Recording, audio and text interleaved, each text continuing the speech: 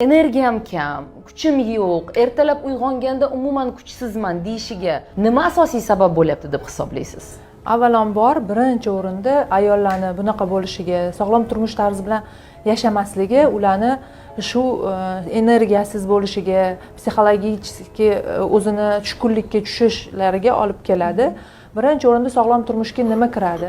Uyqu. Bitta oddiy uyquni oladigan bo'lsak, uyqumizni kech. Oldingi zamonda nimaga bunaqa muammolar bo'lmagan? Oldingi paytlarda, chunki oldingi paytlarda telefon kam bo'lgan, uyqu normalniy bo'lgan, bitta mahallada yoki bitta uyda bitta televizor bo'lgan, 7-8 dan keyin televizorlar ham o'chgan, ko'rishmagan, yotishgan, uxlashgan, uyqu normalniy bo'lgan, gormonlarning balansi norma bo'lgan.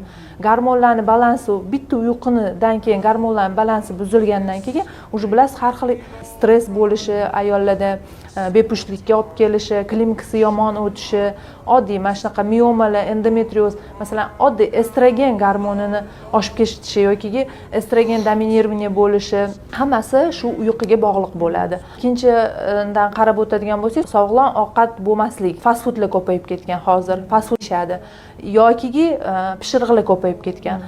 Oddiy mana xamirli mahsulotlar, shirinliklar, mana shu gazli ichimliklarni o'zi ham, mana shirin gazli ichimliklarni o'zi ham sog'lom turmush tarzini buzadi. Mana shu